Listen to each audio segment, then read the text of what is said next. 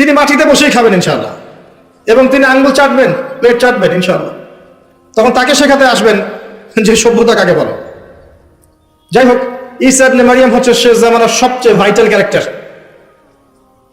যখন মাসিহুদ দাজ্জাল বের হবে, জিউসরা তাকে ফলো করবে এবং সে সারা বিশ্বকে শাসন করবে। এই ক্ষমতা আল্লাহ পাক তাকে দিয়ে মানুষকে পরীক্ষা করবেন। আপনাকে ওই সময় একটা সূরা বাঁচাবে, একটা সূরাই আপনাকে বাঁচাতে পারে ঈমান আমল তাকওয়ার পর, সেটা হচ্ছে সূরাতুল কাহফ। এই সূরার মধ্যে দেখবেন মূসা এবং খিজর আলাইহিস সালামের গল্প আছে। তিনটা প্রশ্ন করেছেন মূসা আলাইহিস সালাম, আর খিজর আলাইহিস সালাম বারবার বলছিলেন যে আমি কি তোমাকে বলিনি তুমি ধৈর্য ধরতে পারবে না। মূসা আলাইহিস সালাম প্রশ্ন করছেন, কেন নৌকা ফুটা করলেন, কি কারণে বাচ্চাকে হত্যা করলেন, কেন এই দেয়ালটা নির্মাণ করলেন পারিশ্রমিক ছাড়াই। বাহ্যিক চোখে মূসা আলাইহিস সালামের কাছে মনে হচ্ছে প্রত্যেকটা কাজই ভুল, তাই না? আমার কথা বুঝতে পারছেন? বাহ্যিক চোখে, বাইরের চোখ দিয়ে মূসা আলাইহিস সালামের কাছে মনে হচ্ছে তিনটা কাজই ভুল। কিন্তু খিদির আলাইহিস সালাম বললেন, ওই নৌকা ফুটা না করলে সেই নৌকা হাইজ্যাক হয়ে যেত, ওই বাচ্চাকে হত্যা না করলে সেই বাচ্চা বড় হয়ে বড় কাফের হতো, এবং এই দেয়ালের নিচেই এই দুই এতিম বাচ্চা রেখে যাওয়া সম্পত্তি আছে, পৈতৃক সম্পত্তি, তারা বড় হলে এই সম্পত্তি পাবে।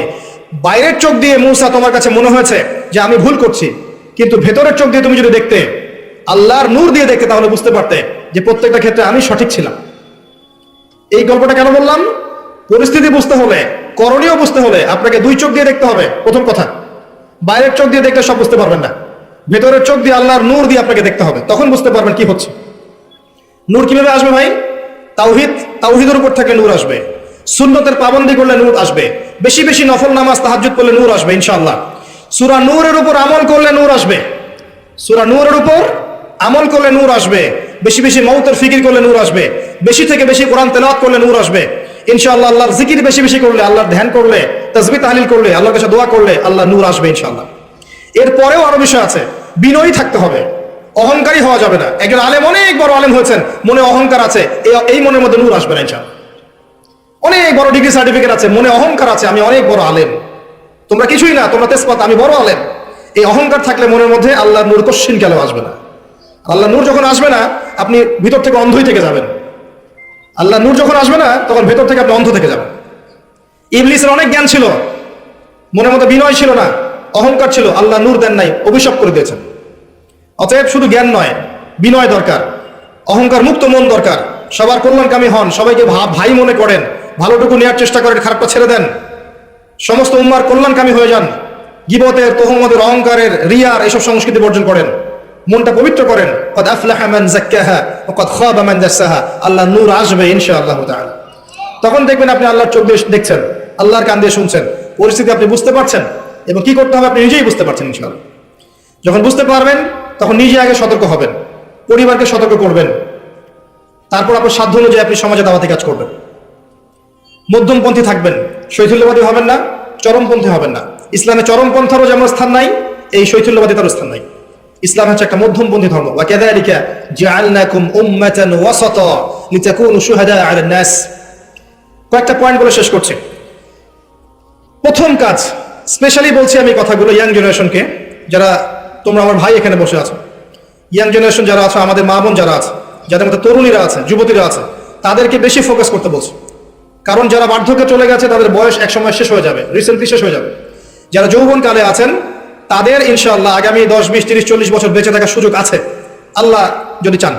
যুবতীদের আছে, এবং আমাদের পরবর্তী প্রজন্ম, আমাদের যে বাচ্চা কাচ্চা যারা আছে, ছেলেমেয়েরা, এদের দিকে বেশি ফোকাস করেন। এই দুইটা জেনারেশনকে টার্গেট করে আমি কথা বলছি।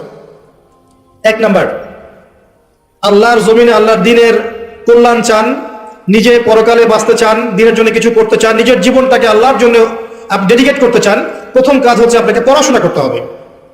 পড়াশোনা ছাড়া আপনি কিছু করতে পারবেন না। এবং এই পড়াশোনা মানে এই না যে আপনাদের সবাইকে মাদ্রাসায় ভর্তি হতে হবে, এমন নয় ব্যাপারটা।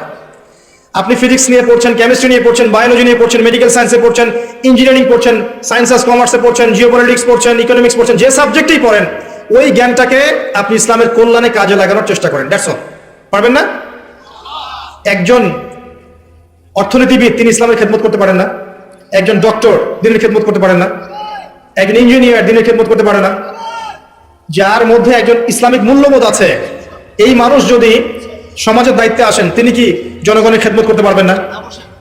মনে করেন কেউ বিসিএস ক্যাডার হয়েছে, প্রশাসনে আছে, তার মধ্যে ইসলামিক নৈতিকতা আছে, সে উম্মার খেদমত করতে পারবে না? এগুলো সবাইকে বাদ দিয়ে কি আমাদেরকে মাদ্রাসায় ভর্তি হতে হবে? না, সবাই হবে না। যারা যারা এখানে আছেন, যে লাইনে পড়ছেন, পড়াশোনা করবেন, বেশি থেকে বেশি পড়াশোনা করবেন। ইনশাআল্লাহ তাআলা আল্লাহ পাক আপনাকে জ্ঞান দান করবেন আল্লাহর পক্ষ থেকে ইনশাআল্লাহ। এই পড়াশোনার পাশাপাশি কি করবেন? এই পড়াশোনার পাশাপাশি আপনাকে ইসলামিক কিছু সাবজেক্ট পড়তে হবে। অনেকদিন বলেছি, আমি আবারও বলছি, কারণ আল্লাহ পাক সূরা আর রহমানের মধ্যে 31 বার বলেছেন ফাবিআইয়ি আলা'i রাব্বিকুমা তুকাযযিবান। কেন বলেছেন বারবার? কারণ বিষয়টা গুরুত্বপূর্ণ ছিল। আপনাকে কোরআন পড়তে হবে, 1 নাম্বার। কোরআন পড়া জানেন কারা কারা? হাত তোলেন দেখি। মাশাআল্লাহ। অর্থ জানেন কারা কারা? হাত তোলেন দেখি।